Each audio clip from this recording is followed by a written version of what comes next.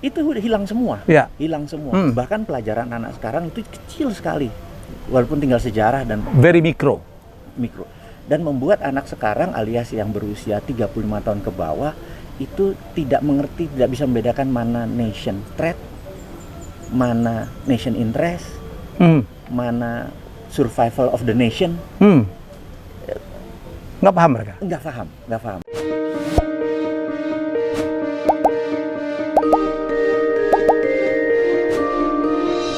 Ya, salah satu yang membuat channel saya Helmi Bicara meledak itu karena saya mengundang adik saya ini ya.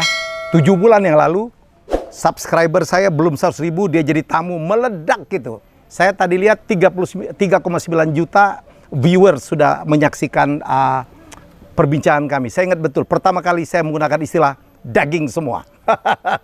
Dan banyak yang minta. Mas Wowi Prasantia, Bosman Sontoloyo. Siap. Pagi bro. Apa kabar? Wah. Di dunia yang setengah surga ini. Iya, kita di Ubud ya. Terima kasih untuk Kayun udah memberikan tempat, juga teman-teman alumni mastermind yang sekarang berkumpul di Bali. Okay. Bro, kita sudah mengakhiri tahun 2020. Okay. Tepatkah kalau 2020 dikatakan sebagai annus horribilis, tahun yang mengerikan? Seperti itu speech-nya dari Elizabeth II, bro. Pada tahun 92, akhir tahun dia mengucapkan dan dunia goncang. Karena di tahun itu ya, Inggris, kerajaan Inggris, anak menantunya cerai. Pangeran Andrew. 2 masalah yang horrible. Terus Putri Anne juga cerai. Dan berapa hari sebelumnya, Buckingham Palace itu ada bagian yang terbakar. Apakah 2020 menurut Bro Wowi annus horribilis? Jadi annus itu adalah tahun. Horribilis adalah mengerikan. Tahun yang mengerikan, terrible dan horrible dan lain sebagainya. Jadi apakah tahun 2020 masuk kategori annus horribilis? Saya pribadi rasanya belum. Jadi puncaknya mungkin 2001, 2022, tetapi kita tahu bahwa kalau itu adalah peristiwa di Buckingham Palace, rasanya kalau yang sekarang ini di beberapa bagian, jadi tidak seluruh dunia ya, tidak seluruh bidang, di beberapa bagian emang mengerikan, sangat mengerikan. Jadi benar di tahun 2020 banyak yang kategorinya mengerikan, tapi tidak semua. Jadi saya sebut apakah ini tahun yang mengerikan untuk apa istilahnya seluruh orang? Ya, rasanya tidak, gitu ya, belum, kategorinya belum. Tapi 2021, 2022 mungkin kalau menurut saya itu lebih mengerikan kalau mismanagement. Jadi gini, kita membagi 2 disaster. Ada nature made disaster atau semesta atau Allah, atau yang kedua adalah man made disaster, gitu ya. Dan annus horribilis yang dinyatakan oleh annus horribilis, ini lidah kebalik-balik terus kalau bahasa Latin itu lebih ke man made disaster. Iya kan? Man-made disaster. Oh. Nah, sekarang ini kategorinya COVID ini man-made disaster atau nature. Wah, ini bicara konspirasi lagi nih. Nah, kalau masuk kategori man-made disaster, saya kategorikan ini sesuai dengan tahun yang mengerikan. Annus horribilis. Saya potong, menurut Mas Wowi, apakah COVID Corona ini buatan atau terjadi dengan sendirinya? Menarik ini, harus diklarifikasi berkali-kali gitu. Ya. Jadi dari awal saya mengatakan bahwa ini semua by design. By design, buatan. Ini semua buatan. Konspirasi. Ini semua targeted. Jadi ada 2 yang disebut konspirasi. Kalau di Indonesia terkenal dengan KKN, bahasa Inggrisnya kan CCN ya. Jadi kolusi dan nepotism. Betul. Kalau di globalis itu ada C satu lagi. Apa lagi? Konspirasi. Jadi CCNC atau CCCN. Ya. Jadi konspirasi ini ada 2, ada teori konspirasi, ada benar-benar act atau dibuat. Oke. Nah, sekarang konspirasi itu buat apa. Jadi kita gimana kalau sebelum kita bicara tentang Annus Horribilis ini, kita bicara dulu, mundur dulu sekian periode, supaya platform kita berpikir ke depan atau landasannya seorang Bosman ini ngomong ada landasan sejarahnya, ada landasan pengetahuannya, sehingga lebih fair kita berdiskusi bahwa dia bullshitter, dia cuman nyari mau dagang gitu ya, atau nyari panggung, atau memang ada isinya, gitu ya. Nah ini mungkin kita diskusi singkat. Kenapa saya selalu bilang bahwa dunia ini saat ini perang antara globalis versus nasionalisme. Jadi semakin ke sini 30 tahun terakhir, nasionalisme atau state atau bernegara itu makin luntur karena semua apa-apa menjadi global, apa-apa menjadi global gitu ya. Jadi contoh kalau kita misalnya Indonesia mengikuti global supply chain, bagian dari supply chain dunia. Supply chain dunia. Itu masuk teori konspirasi yang dipraktekkan. Karena mendadak kita less nasionalisme. Contoh lagi ya, TikTok, orang seperti saya nih TikTok, itu bisa jadi tool of intelligence kalau saya pemilik TikTok. Dibaliknya. Begitu saya mengatakan misalnya hati-hati dengan TikTok, maka anak muda kan bilang apa yang salah dari TikTok? Ya. Kan seluruh dunia juga pakai TikTok gitu kan? Ada yang membela. Oke. Nah, cara berpikir karena nasionalismenya berkurang. Jadi karena itu, ini alasannya si singa tua luka turun gunung ini adalah sejak 98 begitu reformasi ada yang kurang di pelajaran anak-anak Indonesia khususnya. Yaitu pelajaran tentang nasionalisme, pendidikan moral Pancasila, sejarah bahkan. Terus kemudian dulu ada penataran P4 dan sebagainya, makin less berkurang. Ada kewiraan zaman kita. Itu udah hilang semua. Hilang semua. Bahkan pelajaran anak sekarang itu kecil sekali. Walaupun tinggal sejarah dan very mikro. Dan membuat anak sekarang alias yang berusia 35 tahun ke bawah itu tidak mengerti, tidak bisa membedakan mana nation threat, mana nation interest, mana survival of the nation. Nggak paham mereka? Nggak paham. Jadi, memang tidak di feeding. Bahkan kita tanya yang pertanyaan sederhana, tinggi mana human right sama nation right? Itu mereka nggak bisa ngebedain. Karena mereka sudah di-feed bahwa human right lebih tinggi daripada nation right. Padahal untuk membuat negara ini intact, utuh dan segala macam, nation right harus didulukan. Tanpa harus membantai seseorang dua. Itu. Nah, ini karena dibalik-balik sekali lagi ini adalah tool untuk membuat penaklukan sebuah negara. Jadi dulu tuh perang adalah invasi tanpa perang. Dan itulah yang dulu sejak tahun mungkin 45 adalah perang militer terakhir. Kategori sekarang ini adalah perang juga. Sekarang ini perang juga, cuma bukan military. Ada perang ideologi, ada perang ekonomi, ada trade war, ada biological war seperti COVID gitu ya. Ini Mas Woy mengatakannya biological warfare. Jadi si COVID ini. Nah, sekarang kita mundur nih.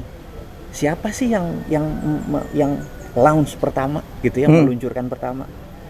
Apakah ini state atau negara atau sekelompok orang gitu ya. Nah, makanya kita pikir kenapa sih Bosman ini ngotot ini globalis, ini nasionalis, sehingga bagi mereka globalis ini abstrak. Apa sih ini, ada bendanya nggak sih? Gitu ya. Gitu. Nah, kita mau urai pelan dulu supaya nanti mengerti kenapa sih Bosman ini mengingatkan. Kenapa kita bilang bahwa nasionalis itu penting. Kenapa saya suka Trump? Karena Trump nasionalis. Kenapa saya suka Bernie Sanders walaupun dia Demokrat? Dia nasionalis gitu ya. Kenapa saya nggak suka misalnya Hillary Clinton, saya nggak suka Obama dalam arti bernegara? Karena mereka globalis. Termasuk Biden gitu ya. Demi globalis itu. Dan tiga nama ini, sorry saya potong. Tiga nama ini yang dituduh di balik gerakan ini ya bro ya. Konspirasi ini. Contohnya adalah ISIS. ISIS itu ciptaan mereka bertiga ini. Suatu Obama jadi presiden, Hillary jadi menteri luar negeri, Biden jadi wakilnya, dan blood sekali, berdarah sekali. Nah, zaman Trump 4 tahun ini single bullet aja nggak pernah meluncur. Trump nggak suka perang. Dia punya perang lain, itu perang dagang. Jadi saya pro yang begini, ya. Jadi ini bukan pro Trump sebagai individu yang asshole. Itu kan individu dia, tapi cara dia bernegara itu benar menurut Mas Woy. Negaranya nasionalismenya tumbuh. Itulah sebabnya Mas Woy memprediksi barangkali sangat subjektif Trump harus menang atau akan menang. Trump berusaha untuk menang walaupun peristiwanya bukan melalui electoral vote, di mana saat ini Trump akan diumumkan sekali lagi. Kita nggak bisa bilang Trump ini kalah atau menang sekali lagi. Walaupun 99% Biden akan dilantik atau menang. Ya. Tetapi KPU-nya Amerika kan belum mengumumkan. Ya. Jadi hati-hati aja gitu ya. Oke. Bernegara ini bukan karena voting terus kita declare oh dia bakal menang gitu. Karena dia ini kita lompat dulu ke Trump lagi nanti kita Oke, nanti balik ke situ ya. Nah, Betul. Trump masih punya satu key lagi. Dia bisa pakai namanya Insurrection Act 1806. Isinya adalah dia bisa menggerakkan militer untuk membatalkan sebuah wilayah menjadi darurat militer. Misalnya Georgia jadi darurat militer, Pennsylvania jadi darurat militer, Michigan jadi darurat militer, sehingga wakilnya jadi nol. Hasil di situ dianggap nol Ya. atau ulang. Kalau nol kalah Biden. Kalah Biden di 3 state itu. Di 3 state. Nah, kalau nanti ini statusnya dinyatakan nol, tidak ada wakilnya, maka voting itu nanti satu wilayah kan satu suara. Jadi anggap 51 state, Republik yang lebih tinggi suaranya. Karena walaupun negara kecil-kecil dia menangin, tapi kan suaranya satu. Seperti California 55, suaranya nanti Tetap satu. kan? Sama dengan Maine, sama dengan Rhode Maine, Island ya. tiga. Ya. Satu. Nah, itu akan menang Republik. Jadi 6 Januari ini kita nggak tahu apa yang terjadi karena dia keluarin darurat militer selesai gitu ya. Saya sih berharap Trump akan melakukan hal itu karena saya nggak mau globalis menguasai Amerika. Ini pendapat pribadi, sekali lagi nggak ada hubungannya sama bernegara. Oke. Ini pendapat pribadi. Oke. Back to Sejarah. Platform kita berpikir kenapa ini terjadi versi Sontoloyo. Nah, itu dulu. Ini versi Sontoloyo ya Versi udah. Sontoloyo, diingetin nih. Jadi ini halunya Mardigu, Iya. halunya Bosman. It's okay. Nah, kita melihat sejarah jadi begini. Dulu ada dalam sejarah kita kenal namanya Friday the 13th. Yaitu Oktober tanggal 13 malam hari Jumat 1307. Apa yang terjadi? Kita mundurin lagi. Jadi zaman dulu kita ingat kalau di Islam menyebutnya perang Sabil, di Perang Salib. Nasrani menyebutnya perang Salib. Ya. Jadi Sabil Dan salib. Nah, apa yang direbutkan? Yerusalem. Jadi selama sekian tahun Yerusalem adalah di wilayah Nasrani. Dan pengontrolnya ini adalah kesatria Templar. Templar ya. Banyak para pilgrim yang jalan ke sana sering dirampok di tengah-tengah. Dilindungilah oleh kesatria Templar. Templar ya. Suatu hari mereka merasa untuk mengurangi resiko, akhirnya Templar hanya menerbitkan punya bawa berapa sekian emas, oke, dia nerbitkan surat, bawa aja surat itu, nanti di sana Templar sana akan itu adalah giro pertama di dunia, giro gitu ya. Surat jaminan ya. Surat jaminan pertama. Dengan adanya itu perampokan jadi berkurang karena mereka dapatnya tidak benda yang terlalu berharga, gitu ya. Nah, suatu hari kita tahu bahwa pasukan kita siapa ini pahlawan-pahlawan Muslim ini Salahuddin Al-Ayyubi dan lain Ya, sebagainya mulai ingin mengambil Yerusalem, gitu ya. Terjadilah pertempuran Sabil dan Salib. Itu kita lewatin dulu.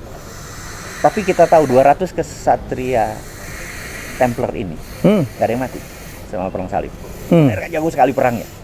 Dan mereka ini sangat kaya karena mereka punya 200 castle. Mereka tinggalnya di castle kaya. Nah, suatu hari ini konspirasi Paus merasa terlalu kuat ini Templar, kerjasama dengan Louis, saya lupa 13 atau 12, saya lupa ya. Raja Prancis. Raja Prancis. Yang waktu itu ekonomi Prancis lagi sangat Hancur. hancur.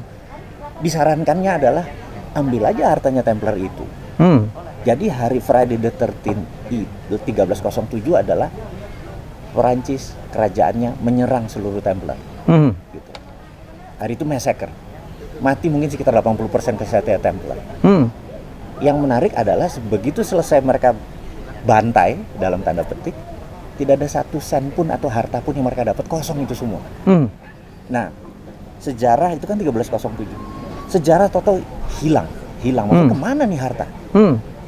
Banyak sekali mungkin di Discovery Channel, di Nat Geo yang menceritakan bagaimana nih harta kok bisa disepir, orang mereka sangat kaya kok, tuh lenyap, gitu ya, beserta Templarnya, gone. Jadi kesatria Templar tuh gone waktu itu. Ternyata? Nah, 100 tahun kemudian, 14 sekian ada yang menarik. entah bagaimana teknologi dan ilmu sains lompat. Mau Copernicus lah, mau siapa? Galileo ya. Principia Mathematica siapa? Yang itu Darwin. Darwin ada di situ. Galileo Archimedes. Yang apel jatuh pohon. Oh, Isaac Newton. Isaac Newton. Ini semua muncul di 14 sekian. Dan gini, kita tahu bahwa sains tanpa didukung oleh mecenas, tanpa didukung oleh uang nggak jalan. Venture capital itu mulai muncul di sini. Dia mensupport ini semua. Dan ini yang kaya kan bukan mereka, yang kaya ini X di dalam. Nah, di belakang. Kita sejarawan berkesimpulan mereka jadi shadow. Menjadi shadow nih si Templar tadi jadi shadow lah gitu. Jadi shadow gerakannya. Kemudian 15 sekian terus James Watt menciptakan mesin kapal uap. Terus segala macam. Mereka muncul di permukaan 18 sekian. Muncul di permukaan adalah mereka mengontrol keluarga Oppenheimer, mengontrol 60-70% batuan yang mineral. Yang kemudian tahun 18 sekian, saya lupa 60 sekian, mereka declare bahwa diamond adalah simbol cinta. Ini create juga ya? Di-create image. Sekarang 150 tahun kemudian, mereka punya sertifikat, mereka punya cards gini, itu mereka. Kantor pusatnya kita tahu kan di Afrika Selatan sama. Padahal apalah ya, batu kan banyak banget. Kenapa diamond paling mahal ya? Tubung, kenapa nggak auto akik kita di Indonesia? Karena mereka kenapa nggak jades ya? Nah, ada nanti istilahnya the winner takes all. Jadi mereka ngontrol ini semua. Ujung-ujungnya adalah sewaktu mata uang pertama diterbitkan di 400 tahun yang lalu, kemudian banking di Italia tahun berapa 14 sekian. Banco ya. Itu semuanya mengantar uang tadi dan persis apa yang dilakukan Templar, gitu kan?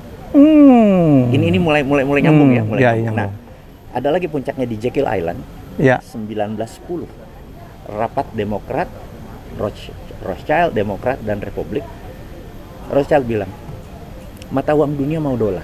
Ingat, tahun 1910 mata uang itu 2. Yang paling besar adalah British pound sterling. 80% transaksi dunia ini pound sterling. Karena dengan negara-negara Commonwealth negara Commonwealth. Ya, Amerika kan tidak punya jajahan. Nah, untuk membuat Amerika berdaulat ini, dolar harus jadi currency dunia. 1910 diputuskan. Demokrat ini adalah partai yang suka sama Inggris. Ini sejarah harus di. Karena itu mereka, wah ini bahaya ini. Ini Inggris akan tidak berdaulat. Demokrat menolak padahal dia mayoritas. To make story short, boleh cek di Wikipedia sekarang, sahabat semua yang ada di ini. Cek Wikipedia. Siapa yang membiayai Titanic? Rothschild. Jadi 90% orang Partai Demokrat ini tenggelam, separuhnya masih hidup tapi. Sehingga waktu keputusan rapat Kongres, ya setuju langsung karena kalah suara. Separuh mati. Cek sekali lagi, ini sejarah loh. Ini Titanic by design tenggelamnya?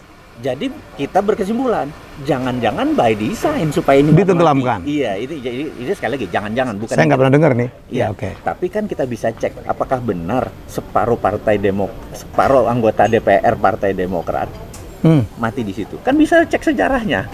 Karena suatu rapat berikutnya Partai Republik sebagai yang dominan menyetujui. Ya. Ini sekali lagi harus diingat. 1864 Lincoln adalah Republikan yang dikadali oleh Demokrat, akhirnya timbul perang saudara, Civil War ya. Itu penyebabnya. Demokrat ngakali Trump. Sekarang ini bisa jadi Civil War 2.0. Annus horribilisnya bisa kejadian. Sabar ini kita cuma saya sabar banget ini. Kita belajar sejarah hanya untuk mengerti platform berpikir. Jadi kalau orang cuma teriak ke depan tanpa platform berpikir ini kosong gitu ya, karena masa depan kan masih suci sebenarnya. Kita tergantung kita, we create that, we decide. Jadi kita tahu 1910 dan baru 35 tahun kemudian 1945 waktu Bretton Woods Conference, sewaktu Amerika memanggil negara-negara Eropa yang bakal menang perang, dipanggil rapat di Bretton Woods di utara Boston, 1 jam dan 2. Rapatnya kan simple. Amerika bilang, kita kan nggak ingin ada perang dunia ketiga. Setuju? Setuju. Ya, persis kayak anggota DPR zaman dulu lah. Setuju gitu aja ngomong. Terus, untuk membuat tidak ada perang dunia ketiga ada syarat. kita harus punya world currency. Hmm. Setuju? Hmm. Setuju. Kecuali delegasi Prancis, dia keluar waktu dari ruangan. Gitu. 2 minggu kemudian balik tanda tangan karena dibom sama Jerman. Balik lagi gitu. Nah, kemudian kita harus punya yang mengontrol ini, yang namanya International Monetary Fund, IMF. Dan IMF ini uniknya adalah kantornya di Washington, bukan di New York, bukan di London. Why Washington? Gitu. Karena Amerika punya voting right. Jadi untuk resolusi keluar dari IMF, syaratnya disetujui oleh 75% suara. Dan Amerika punya 26% suara.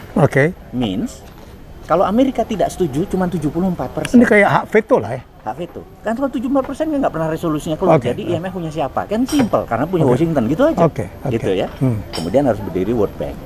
Itu bagian dari Washington Consensus lah mungkin ya, gitu ya. Akhirnya dolar menjadi world currency. Kemudian ada namanya long telegram. Ini sahabat semua baca bukunya. Jadi jangan sampai ini Bosman ngarang nih gitu ya. Jadi George F. Kennan adalah Menteri Luar Negeri Amerika yang menjadi platform foreign policy Amerika sampai sekarang. Jadi dia bilang nih di long telegramnya si George F. Kennan gitu ya, Kennon. Jadi George F. Kennan pernah bilang Amerika tuh waktu itu menguasai 5,3% populasi dunia, tapi menguasai 60% world wealth. Kalimat terakhirnya, we want to keep it that way forever. Jadi kita tahu bahwa Amerika ini memang menguasai 60% kekayaan dunia dan they want to keep it that way forever. Secara transaksi saat ini Amerika hanya 2% secara negara, tapi Wall Street dan dolar menguasai 70%. Kan transaksi semua pakai dolar kan? Ya. Begitu ada orang men-challenge dolar, marah dia. Terganggu lah, terusik. Nah, 6 bulan saya berada di Langley, di Virginia. Jadi kalau kita lihat kamera film Hollywood banyak sekali yang kalau orang jalan di depannya terus pintu kebuka terus ada Central Intelligence Agency gitu ya. Pernah nggak kamera atau boleh nggak kamera begini? Nggak begini, begini. Nggak pernah boleh. Karena kalau gini ada kredonya, ada tulisan. Tahu nggak tulisannya apa? Bukan, itu in God we trust di dolar. Itu tulisannya apa? Protect dollar. Tugas CIA only one. Protect dollar. Jadi sewaktu Bung Karno dengan strateginya ini semua ada hubungannya mau menjadi di world currency ini harus ada yang kontrol gitu ya. Oke, balik lagi. Nah, ini menarik nih. Globalis berpikir bahwa ke depan mereka kan anti-nation, ya. Dolar is the end of the day. Dolar udah di ujung masa baktinya, seperti British Pound di 1910. Mereka mempunyai world currency. Mereka tes 2 tahun yang lalu, Libra diluncurkan. Libra adalah mata uangnya Facebook dengan algoritma. Dia merasa dengan 2,5 miliar manusia berada di Facebook. Maka kalau lebih dari negara, lebih dari China. Kenapa mesti pakai currency-nya? Nggak kita aja. Dia punya wilayah, dia punya penduduk. Walaupun maya, currency-nya terbit. Di seluruh negara disemprit oleh negara nation ini. Termasuk Amerika, nyemprit. Shutdown dia. Jadi Calibra adalah wallet-nya, Libra adalah currency-nya. Shutdown dia. Nah, 6 bulan yang lalu dia coba di Brazil, dia coba di Amerika Latin. Pas Covid, dicoba. Karena Venezuela segala macam memerlukan ini. Udah jalan nih, sudah mulai jalan Libra. Nah, hanya sekedar nginget, dia akan menerbitkan world currency, digital currency. Inilah yang mau mengontrol dunia. Nah, untuk mengontrol dunia ini dia harus mempunyai semacam war, semacam alat pukul. Karena itu COVID selalu saya bilang, COVID adalah political tool. COVID adalah biological warfare, gitu kan? Kan kita dibilang kayak orang gila, tapi kalau lihat sejarah ini kan mulai nyambung nih. Mulai nyambung bahwa ini udah selesai nih masa baktinya. Apa yang terjadi kalau China terus menguat, terus Amerika goyang, terus juga currency-nya kan yang berbahaya kan? Ya. Mereka bukan pergi ke yuan, mereka bukan pergi ke rupiah, mereka akan membuat digital currency, gitu ya. Oke, sekarang ada 20 step. Bukan 7 step ya? Bukan 7 step, ada 20 Selama ini kita kenal 7 step. Ya. Di mana step ke-7 kan manusia akan dikendalikan oleh chips ya? Nah, itu Itu yang lama. Itu platform yang sengaja udah dikeluarkan. Oke. Ini platform yang baru nih, ada 20 step. Jadi gini, COVID itu tugasnya adalah keluar 2019 karena itu disebut COVID-19. Jadi COVID-19. COVID-19. Nah, ini yang perlu diingat nih. Kenapa COVID hanya beredar di daerah bisnis area, political area, atau daerah pejabat? Kenapa COVID nggak ada di tengah-tengah Ubud di ujung sana nggak kena COVID? Nggak ada pengaruhnya. Afrika sedikit sekali kena COVID. Yang itu, iya karena yang Tidak terlalu berpengaruh. coba di kantor ini tutup, di kantor ini tutup. Ya ini, Iya. kalau nggak didesain kayak gitu sih mana? Itu kesimpulan ya. Iya. Gitu. Karena itu orang di desa-desa kami nggak pernah kena COVID. Iya, selain imunitas dia bagus juga buat apa lu dikenain? Nggak ada manfaatnya. Tapi kalau direktur sebuah BUMN kena 2 minggu dia off, manajer 3 minggu dia off. Wall Street dihajar ya. Ya itu ganti-gantian terus, ya ganti-gantian terus. Jadi ya itu membuat instability gitu ya. Nah oke, sekarang kita ringkas pembicaraan kita. Jadi gini, nomor 1, mereka harus menguasai media, si globalis ini. Di 194 negara selama 2 tahun sejak 2018 mereka mengendalikan dunia mainstream, media mainstream. Media mainstream. Ingat kalau Trump ngomong apa? Ini kalau media kan dia serang terus, terutama CNN ya, ajar terus. Karena dia tahu. Bahwa karena itu bagian dari itu. Yes, itu satu ya. Jadi media mainstream. Kita di Indonesia meliput selalu dari media mainstream. Yes. Kita cuma rebroadcast. Karena kita berlangganan dari news agency. Jadi kita nggak pernah dapat the real data yang orang kita cari. Mahal sekali Pak. Itu mahal sekali kalau nyari data sendiri. Punya kaki tangan. Iya. Itu juga tidak punya perpanjangan tangan ke sana. Akhirnya kita ya udah rebroadcast aja. Jadi dengan strategi rebroadcast banyak negara yang malas. Iya. Malas cari sendiri ya. Kecuali kayak Al Jazeera segala macam ya. Oke. Dimanfaatkan. Kemudian dirilis sebuah virus yang lebih mematikan sedikit dibandingin flu. Niatnya memang bukan membunuh nih sekali lagi. Kemudian terus step 2 ya, step 1 control all media mainstream, kemudian lakukan rebroadcast tadi. Kedua adalah merilis sejenis virus biological warfare yang sedikit mematikan dari influenza. Ketiga, diberitakan yang serem-serem. Tahu-tahu brother di Italia, tahu-tahu ada puasa, ada begini, tahu-tahu di Cina ada orang berubah. Beritanya dari mana itu? Kalau nggak ada yang create, ini kalau kita di dunia shadow biasa, karena dunia shadow itu kan rule number 1-nya adalah no surprises. Jadi kita nggak surprise ngeliat beginian, someone create gitu ya. Terus nomor 2, who benefiting. Ini mindset kita, siapa yang diuntungkan nih? Konspirasi. Siapa yang diuntungkan? Oke. Gitu kan. Nah, begitu ini mainin, loh ini kok beritanya begini banget. Ingat ya berita orang panik seluruh dunia. Kemudian diinspirasi untuk melakukan total lockdown, total. Jadi bukan sekedar benar shutdown kayak gini. Beberapa negara kan dan terus diberitakan gitu ya. Itu jadi step berapa? Step 3. Step 4. Jadi beritakan yang mengerikan. Step 4 adalah disarankan total lockdown. Terus mulai dilakukan, nah ini work from home, school from home, menghindari kontak. Itu dehumanisasi. Dilarang salaman, menutup senyum ya Pak.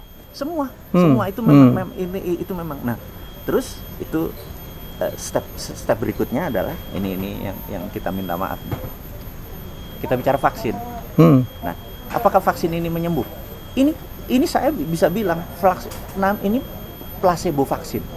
Vitamin C dosis tinggi dikasih itu imunitasnya tidak seimun gini. Orang yang OTG selesai dia ada imunitas tubuh. Kekebalan. Ada orang yang bergejala sembuh dia punya antibodi kekebalan. Ini lebih tinggi yang ini daripada vaksin. OTG setelah sembuh dengan yang bergejala sembuh lebih tinggi yang bergejala. Bener kan?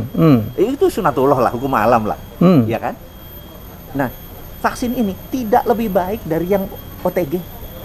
Dari plasmanya? Bukan, ini bicara vaksin nih. Vaksin, antibodinya ya? Antibodinya tidak lebih tinggi. Itu yang kita sebut placebo vaksin. Dari vaksin. Gitu ya. Jadi saat ini tahapnya ini selama setahun kemudian. Tapi tetap kok banyak yang tumbang. Bener nggak? Kok banyak yang tumbang? Nanti jadi itu nomor 7. Sebelum diterbitkan vaksin, dikeluarkan PCR yang highly sensitif, lebih sensitif dari test pack. Jadi semua orang langsung kena, highly sensitif. Gitu. Kemudian disebar vaksin, placebo vaksin. Kenapa kita bilang placebo? Orang akan memaki kita nih, gitu ya. AIDS 40 tahun belum ada vaksinnya loh. Ini kenapa setahun udah? Gitu ya. Jangan-jangan satu memang tidak deadly, dua memang dimainkan berita aja nih, gitu ya. Nah, threat buat dia. Threat untuk dia. Dia akan rilis. Kemungkinan bagi saya adalah Libra. Jadi lihat Januari. Oh, karena Mark Zuckerberg udah mau bergabung. Yes. Mark Zuckerberg kan sempat nyempal ya, Pak. Nah, untuk bukti. Ya. Mark Zuckerberg. Ini mungkin nanti akan diedit sedikit karena bisa-bisa tidak beredar di Facebook atau di IG mendadak video kita ini bisa didiskon atau tidak diedarkan. Dan saya berapa kali video saya itu di-ban, Di shutdown, di take down dia. karena saya mempromosikan menyembuhkan COVID. Contoh lagi, brother ini Masker. coba jualan di Facebook, di take down. Jamu-jamu yang menyembuhkan COVID di take down atau tidak jalan. Algoritmanya dia ubah. Artinya sesederhana itu, coba aja sendiri deh sekarang di Facebook. Mungkin sekarang teman-teman yang mencoba, ada yang jual masker di Facebook terus jalan-jalan di AdSense, di ad Facebook kan nggak jalan, diem. Itu artinya dia pro, nggak gitu aja. Ini ada orang pro life sama mendukung hidup. Kita kan pro life semua untuk hidup. Ada yang pro konspirasi gitu ya. Balik lagi. Ini akan diterbitkan. Nah, setelah itu apakah jadi ini perang sampai 2030 sampai 2045. Jadi bukan perang sehari selesai. Dari 1910 ke 1945 itu 35 tahun. Oke. Jadi ini adalah perang 2030. Jadi mungkin currency di dunia pada saat itu nanti tidak 194 negara. Mungkin tinggal 120 karena beberapa negara udah memilih menggunakan digital currency. Oke.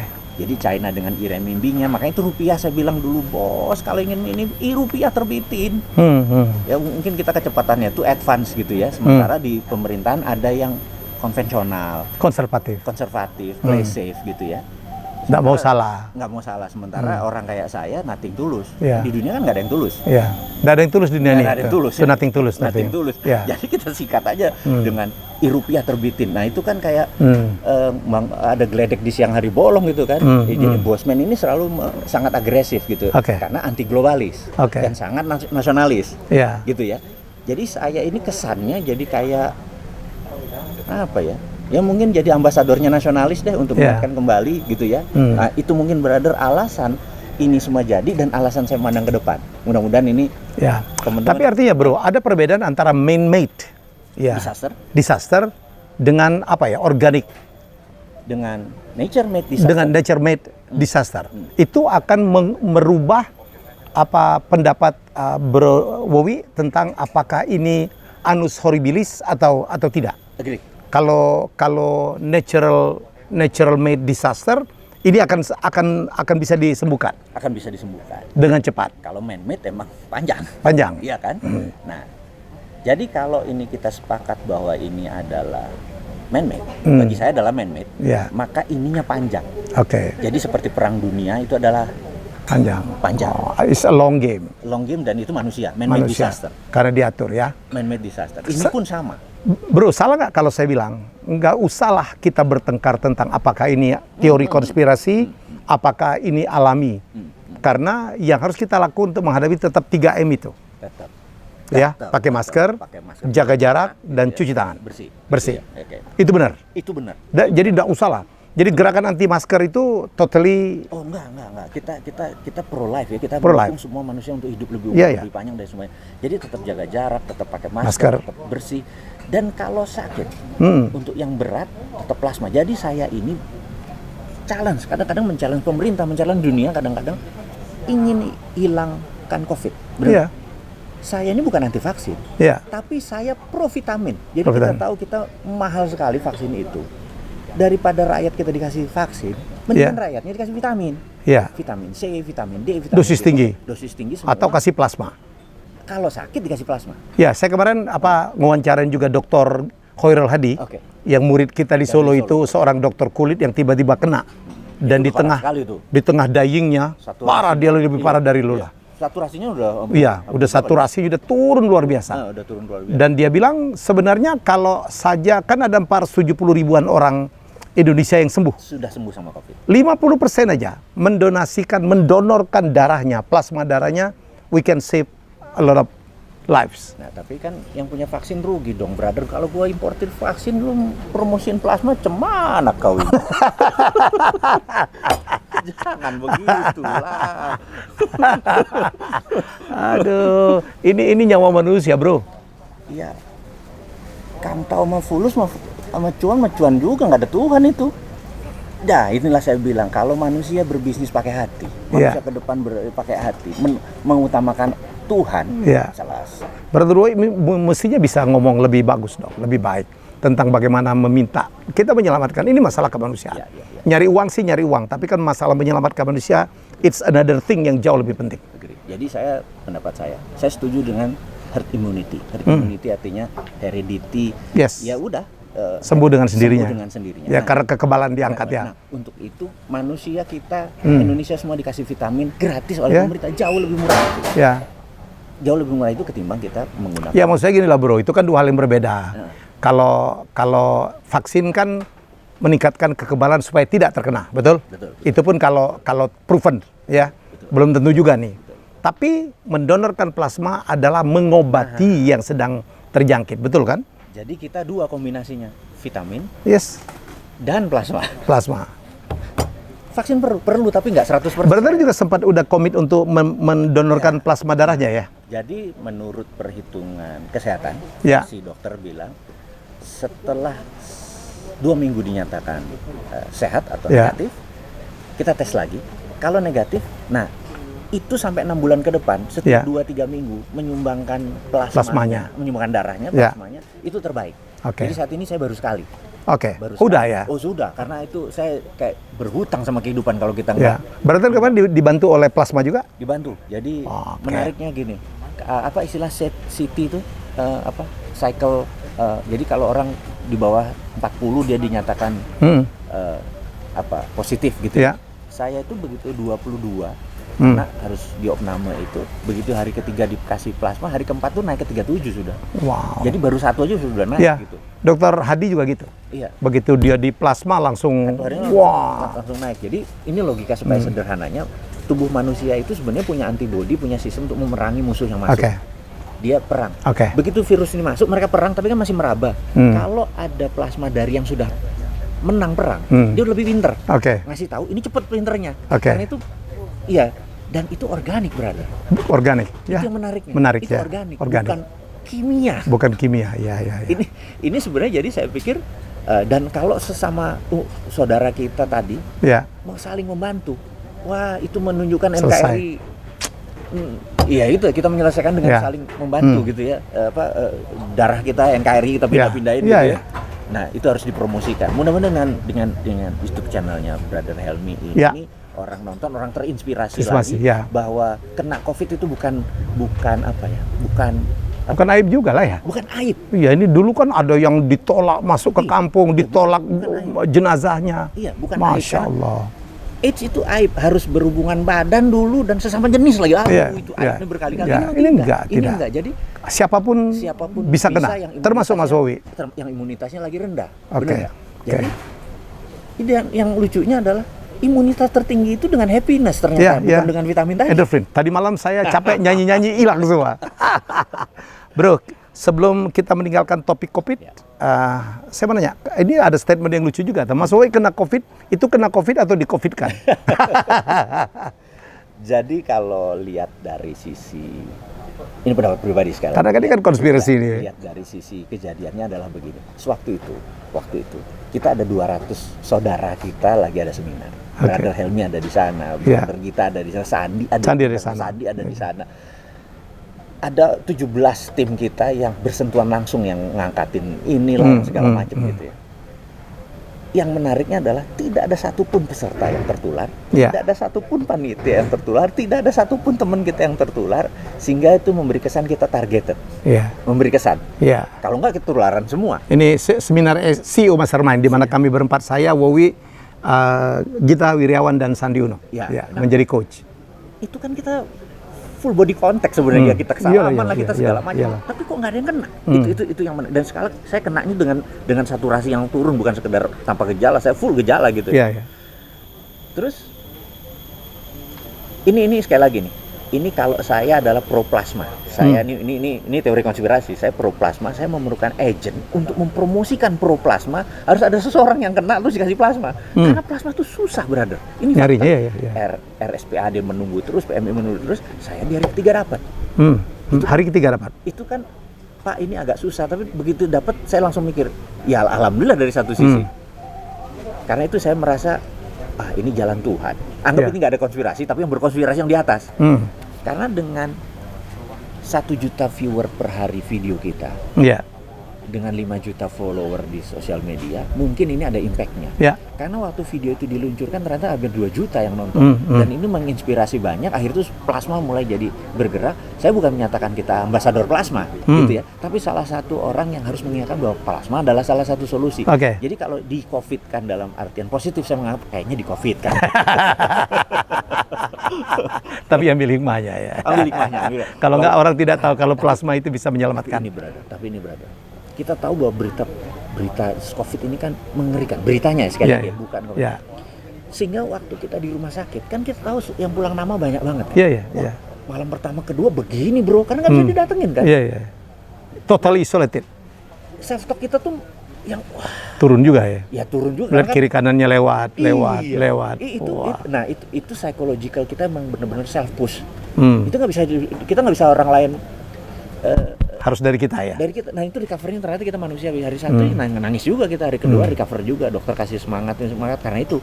Saya merasa orang yang harus saya thankful adalah selain dokter adalah tenaga kesehatan. Karena mereka melakukan motivasi ini. Pak, tidak hanya mengobatin ya, tapi kejiwaan juga ya. Di dalam ruangan satu floor tuh nggak salah 30 sekian orang. Mereka cuma berapa? 11. Yang kalau infus habis ceting bunyi, mereka lari. Mereka 10 jam itu nggak makan. Ya jadi mereka kadang-kadang kita pakai masker 1 jam aja udah ngap gitu. Mereka lari 8 jam, 10 jam gitu, gila ya. Ya itu saya pikir COVID harus selesai. Karena kan sangat mengganggu ya, mengganggu keluarga, mengganggu mental dan lain sebagainya. Saya pikir ke depan, wahai pemerintah, jangan fokus di vaksin saja, tapi fokus di vitamin. Gitu. Dan plasma. Dan mempromosikan plasma. Setuju. Gitu. Bro, kita ke bisnis sekarang. Good. Nah itu lebih natural gitu. Lebih natural ini. Yang tadi natural juga sih. Mastermind kita berempat ya, alhamdulillah ya. Saya, Mas Wowi, kemudian Sandi Uno dan juga Gita Wirjawan menjadi coach.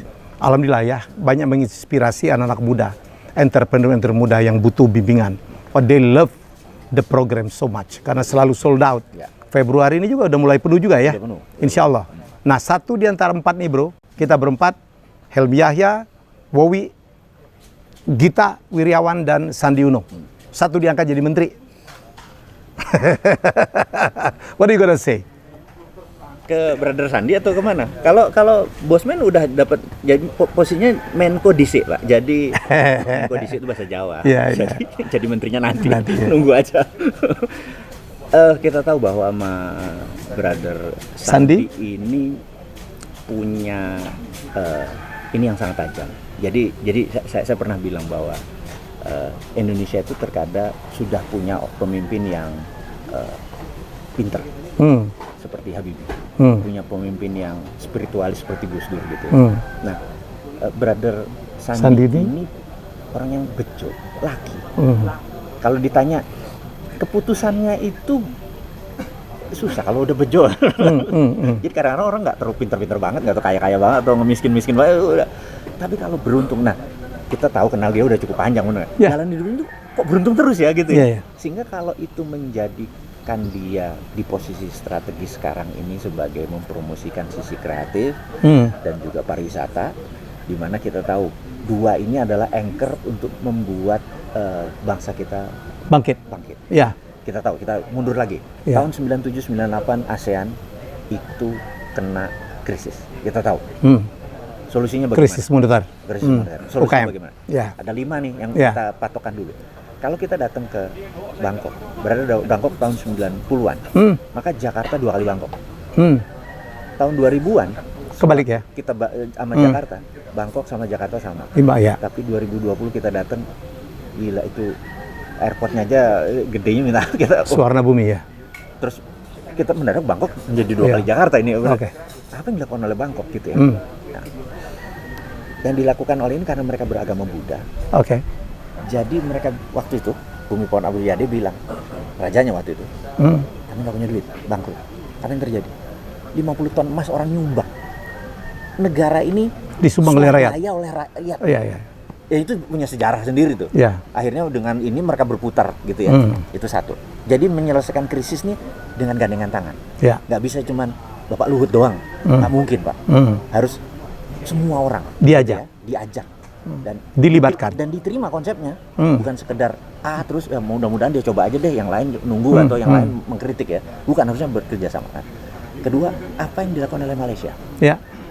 Malaysia membangun Petronas Tower Ya. dan sirkuit. Ya. Sepak. Sepak. Inilah yang membuat pariwisata datang. Hmm. Singapura sama. Yang terjadi adalah semua negara ASEAN itu keluar dari krisis semua pakai pariwisata. Gitu. Nah, Singapura ini menarik. Jadi saya mungkin bisa menginspirasi lewat ini aja. Lewat telepon juga bisa, lewat sandi. Tapi lewat ini kan lebih menarik. Singapura tuh punya Singapura Tourism Board, Singapura STB. Saya lupa, Singapura Tourism Board ya. Kan ada orang nanya, kenapa sih lo nulis di sosial media? Kita lompat dulu, nanti kita tentangin ini. Enggak, gue pengen cucu cicit gue nanti waktu dia membaca itu kehidupannya kita sebagai kakek atau opanya ini hidupnya berwarna. Alangkah lucunya cicit kita bilang, ya kakek segitu doang. Statusnya cuman bucin banget lu gitu ya. Cemen banget Lu gitu, budak cinta gitu ya. Itu ada jemuran belum kering gitu ya. Ya mak gue begini, nenek gue begini gitu ya. Nah, tapi kalau kita binder dandet misalnya gini, mengusulkan sesuatu. Eyang pernah main ski di Alpen nggak? Soalnya sekarang Alpen udah nggak ada salju. Oh pernah, cuci gitu. Oh terus Eyang pernah ke Kilimanjaro nggak? Dulu kan ada badak berjula 1 dan lain sebagainya. Oh pernah gitu ya. Kalau Eyang pernah ke Kilimanjaro? Enggak. Eyang pernah ke Alpen? Enggak gitu. Lu garing amat sih hidup lu gitu ya. Cucu kita melihat, bukan artinya harus materi yang keluar. Nah, tahun 2009 itu pertama kali dalam sejarah dunia Formula One itu street night. Maka cucu cicit kita, Eyang waktu tahun 2009 Eyang punya 5 juta nggak? Punya. Eyang nonton nggak? Pertama kali dalam sejarah dunia, enggak. Lu garing amat hidup lu, bener 5 juta siapa gitu ya itu. Contoh. Nah, Singapura Board of Tourism ini menarik apa yang dilakukan. Jadi selain Crazy Rich Asian ya. Itu dia biaya gede dan akhirnya membuat Singapura dan jangan lupa MBS dengan membuka kasinonya ya. Ya itu terobosan, walaupun ini bukan untuk dicontoh oleh kita ya. Oke. Dan ingat, warga Singapura nggak boleh masuk ke sana, harus pakai paspor. Jadi ini ingat, bukan buat warung Singapura loh. Jadi kalau kita buat kasino di Indonesia tapi yang masuk pakai paspor, harusnya untung siapa gitu ya. Tapi kan di sini punya pemahaman lain lah. Gitu ya.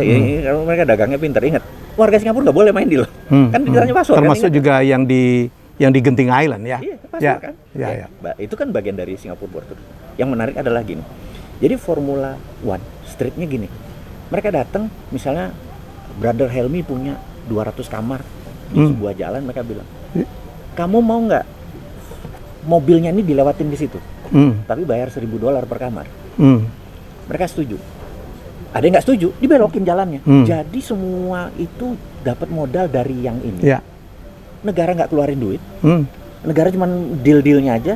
Begitu ini jadi, yang ini untung karena kan dia dilewat, itu lewat walaupun dia nonton TV, tapi kan getaran itu di TV kita nonton, tapi vibrasi itu kan, Mika Hakkinen, itu feel binder ya. Oke, balik lagi ke ini. Saya usulkan untuk membuat ekonomi pariwisata kita muncul. Contoh ya, Brother Sandi, kita buat kalau Formula One pesawatnya nggak bisa landing kita karena perlu 2 besar Pak, bawa mobil tuh Boeing loh. Kita GP aja, street night di Malioboro, di Jogja, dan hotel-hotel di sana yang dilewatin bayar. Itu baru gendeng Pak. Gitu, street night, GP aja motor. Ini mau Mandalika Pak katanya Pak. Nggak ada yang nonton brother. Ini maaf nih. Ya kita coba aja ya Mandalika. Masa gini. Bisa jadi. Biasa saya, ya. Kalau dibuat di satu daerah baru gitu biasa, menurut Mas Uwi gitu ya. Ya, karena siapa yang ke sana? Ya, Memang sih benar kita akan ke sana dengan Mbak segala. Tapi kalau ini sudah satu paket, Mandalika kita buat yang lain. Oke. Bukannya ini pendapat saya. Super baik kata yang tahun depan udah mulai ikut. Iya, Ya. ini pendapat saya. Tapi saya mungkin terlalu agresif kalau berbisnis karena saya tuh mungkin kita udah kepala 5 umurnya. Bisnis itu low hanging fruit. Iya. Low hanging fruit tuh artinya buahnya subur, ranum, pendek, tinggal petik. Iya. Sementara kalau umur 20-an, mereka bisa yang bisnis yang jangka panjang kayak Mandalika itu mungkin 20-30 tahun lagi baru dapat benefit gitu ya. Kalau saya di Malioboro dengan sekitarnya kan cepat dapat duitnya. Itu bergeser, brother. Jadi umur 20 saya berbisnis begini, umur 30 saya begini, umur kepala 5 ini pengennya low hanging fruit. Contoh ya, kita main properti di umur sekarang kepala 5. Tanahnya kan nyari dulu. Nyari tanah berapa lama sih yang bagus gini? Oh, di Ubud keren nih gitu ya. Oke, anggap fulusnya semua ada gitu ya. 6 bulan lah kali. Oke, yang bagus. Terus apa yang kita lakukan? Desain, arsitek segala macam. Ya, 6 bulan lah gitu. Setelah itu ngurus IMB, izin, hampir setahun setengah lah. Terus habis itu nyari kontraktornya. Kita nyari ngebangunnya kepanjangan. Kepanjangan. Terus balik modalnya tambah kapan naik Ferrarinya, bro? Iya. Udah kepala 70. Baru di tengah-tengah ada ngebom lagi, Bang. Mati gua. Nah, kepala 20 pantas, kepala 30 pantas gitu. Makanya kalau ditanya saya tadi antara Mandalika sama Malioboro, gue pilih Malioboro. Karena low hanging fruit gitu ya. Tapi kita berharap Bro Sandi dengan pengalaman bisnisnya juga yang sangat tajam ya. Membawa pariwisata dan terutama ekonomi kreatif, bro. Karena murid-murid kita itu banyak di industri ekonomi kreatif. Bisa diberikan tempat lebih banyak. Karena saya pikir memang masa depan Indonesia itu ya ke sana lah. Wah, kalau ingat sejarah kita pernah di Amerika, orang Indonesia itu kreatif-kreatif. Oh iya. Apalagi hal negatif. Nah, bisa yang nelpon Indonesia nggak bayar. sebelum 3 menit dimatiin. Iya. Saya kaget. Kemarin saya ketemu Daniel Surya, bro, dalam pemaparan kita diundang oleh sebuah developer besar Indonesia ya, salah satu developer paling besar di Indonesia. Ngundang kita, bro. Kita ngomong tentang itu. Lu tak Daniel Surya itu sekarang dia adalah foundernya Weir, Pak. Oke. Di MID. Oke. Dan dia punya 5 paten dunia. Oke. Termasuk augmented reality, 5 paten dunia, Pak. Mendapat penghargaan dari Silicon Valley. Dan dia menceritakan tentang sesuatu yang sangat memprihatinkan kita. Indonesia itu setahun cuma mempatenkan dunia cuma 8, Pak. Cuma 8. The whole Indonesia. The whole year. Indonesia. Lu tahu nggak Korea Selatan? 8 paten sehari. See. Saya ini tahu. Bukan paten lokal nih ya, paten dunia. Dunia. Ya, kalau paten lokal lebih Pak, mendapatkan paten lokal jauh lebih sulit, Pak, di Indonesia ini. Karena panjang banget. Saya pernah nge-coach, Pak. Satu orang pemilik ide luar biasa, edible bioplastic. Di mana aluminium yang Indomie itu bisa dimakan. Bisa dimakan, dibuat dari rumput laut. Rumput laut. 2 tahun, Pak, nggak keluar, Pak. Harus ini. Tahu nggak apa yang terjadi? Singapura, Malaysia, kata Daniel Suryani, gua akan wawancarain dia, itu tiap hari, Pak, menerima paten-paten anak-anak muda Indonesia, Pak, dipatenkan di sana, Pak, melalui sana, dan dibiayain semua. Mereka nggak minta apa-apa, bro. Mereka cuma minta bahwa rekeningnya dibuka di Singapura dan Malaysia. Itu wilayahnya Brother Sandi kan? Mestinya, makanya. Oke, good. It's good. Brother Sandi sama Pak Bambang Brojo di BRIN, Pak. Sulitnya mempatenkan ide di Indonesia ini. Widuh, birokrasinya luar biasa, Pak. Dan banyak sekali para pejabat-pejabat. Kita kan pernah di pemerintahan, Pak. Yang kadang-kadang tidak mau play safe, bros. Nggak mau risk taker. Nggak mau risk taker. Karena dia takut nanti waktu pensiun nanti udah duduk enak atau ada. Ya padahal kan kalau kita niatnya baik, Pak. Tidak ada pelanggaran, tidak ada yang di intention untuk mendapatkan sesuatu. Saya pernah take it. Saya di TVRI 2 tahun 47 hari, Pak. Saya melakukan itu, terobosan, tetapi kontrol di koridor. Nggak bolehnya kan harus kita ini kan. I see. Bos. Yes. Jadi kita berempat itu, lucu juga ya. 1 mantan menteri, 1 jadi menteri.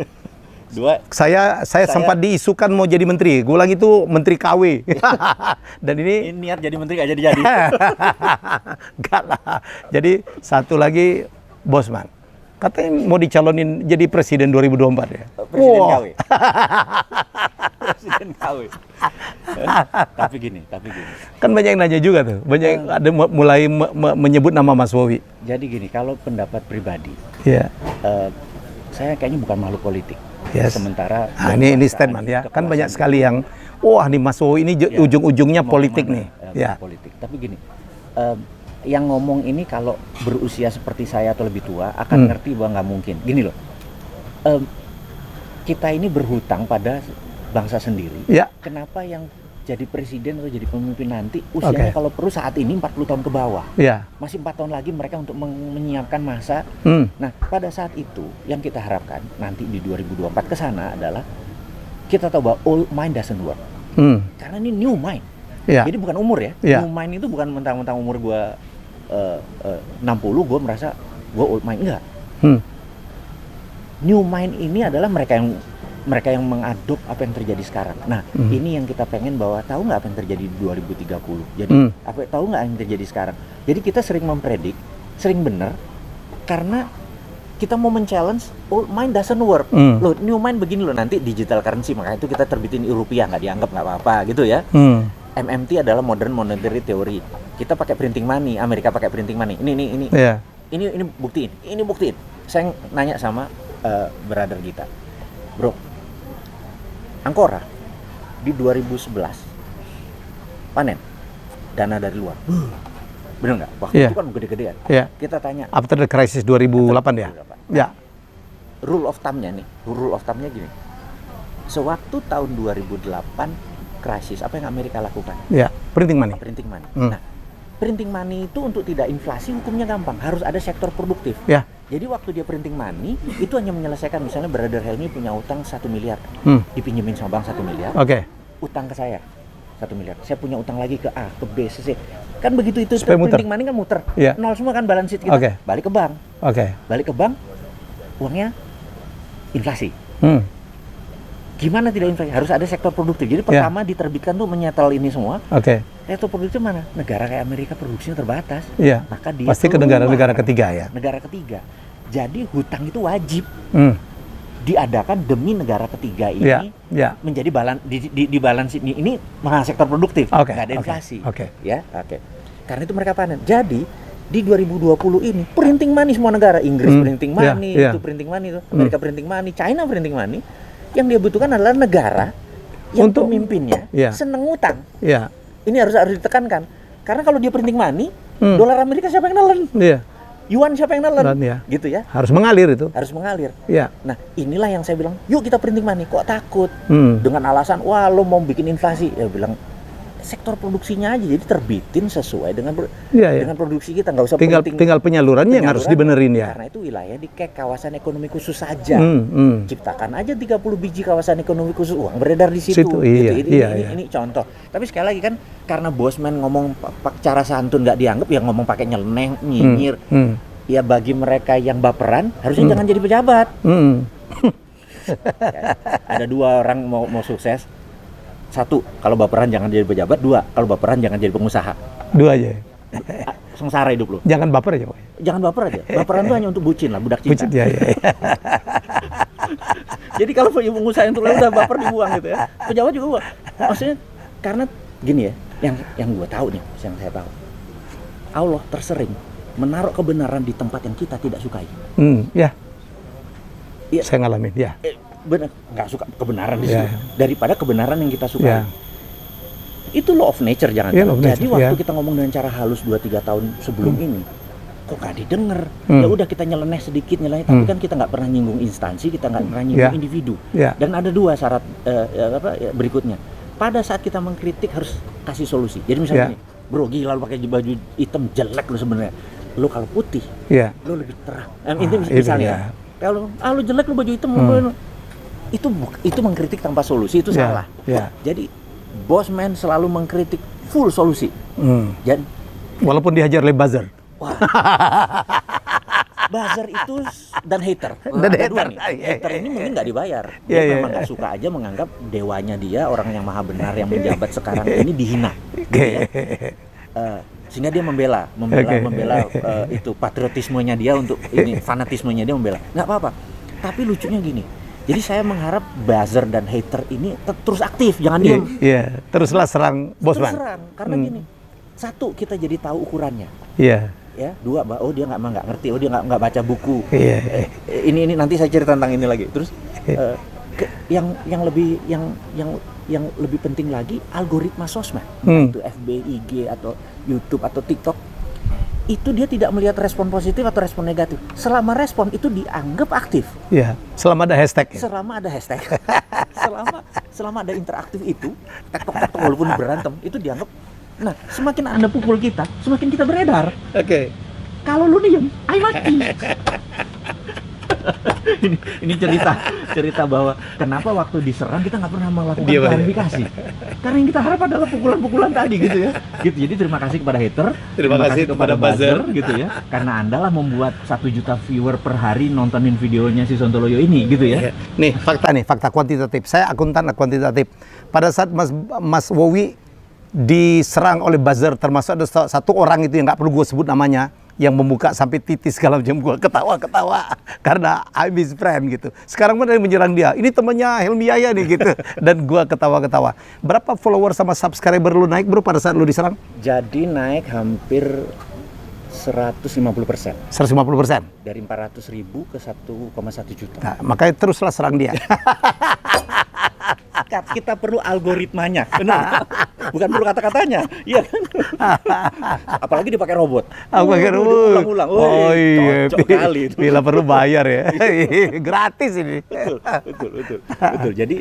Jadi teman-teman, nah ini kalau bagi penasihat YouTuber, Instagram person belajar di kesini, yang mau main di dunia sosmed, jangan pernah membenci hater atau buzzer. Pelihara bila perlu. Pelihara, kalau perlu kasih umpan mereka supaya kasih umpan ya. Pancing supaya Mas Wo ini ya, orang yang benci dia ada kirimin buku loh. Iya itu benar. Gue belajar banyak dari dia, bagaimana saya kan YouTuber pemula nih, ya jadi itu dia. Bro banyak banget nih, jadi mungkin kita ada next topik lah ya. Yes. Yang penting udah tahu. 10 terakhir itu. Janji yang 10 terakhir dan yang lain-lain. Siap. Ini cuman pertanyaan titipan. What happened to Grand Theft Ferrari? Udah kelar tahu nggak? Ini banyak yang nanya nih. Ya, jadi saya dengan sahabat saya, Mas, sebut nama aja Pak, dan terserah lu. Jadi Grand Theft Ferrari itu sudah dilihat di beberapa sutradara, produser. Nggak, novelnya udah belum? Nah, ini menariknya. Novelnya sudah jadi, udah akan dirilis. Ada target kalau laku 200.000 eksemplar. Maka filmnya akan langsung diterbitkan. Dan syutingnya benar-benar di Amerika. Jadi hanya ini yang menariknya. Kita akan ada twist plot yang baru di mana film dan ini akan ada 40% yang berbeda yang buat orang penasaran. Ini yang gue bilang kemarin nih. Iya, ini nasihatnya penulis ini. Gue ngurus, Mas, sekarang lagi model tuh. Endingnya tuh boleh dipesan. Yes. Kita ngikutin apa yang Korea lakukan. Korea jagonya, dia winner. Hollywood akan shock dengan Korea punya ini. Sekarang udah shock dong. Parasite udah menang. Udah menang. Kita ikutin the winner. Kita selalu ikut yang menang gitu ya. Maksudnya saya belajar industri kreatif sekarang not from America but from South Korea. Agree. Nah, ini mungkin terakhir teman-teman hanya sekedar informasi. Jadi kita ini berjalan saat ini, kita lagi jalan-jalan. Saudara-saudara kita dari keluarga R66. Nah, R66 ini, Root 66 Media ini, mungkin kita momen sekarang untuk menginformasikan apa sih binatang itu gitu ya. Jadi kita ini selalu setiap 2-3 tahun atau mungkin tahun ke depan mau setiap tahun. Jadi kita pernah jalan darat dengan keluarga, dengan main keluarga baru muncul di situ, kenalan, dapat bisnis baru, dapat persahabatan baru.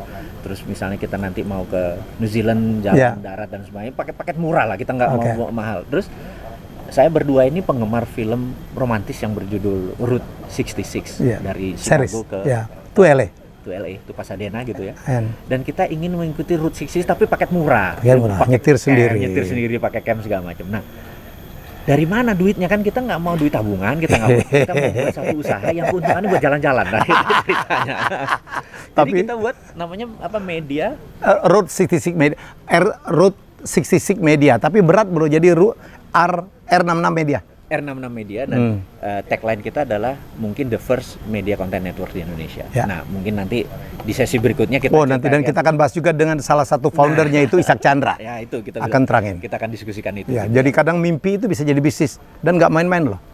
Aktenya belum ditandatanganin, sudah ada venture capital dan sekarang ada sebuah unicorn akan menjadi investor. Nggak perlu saya buka.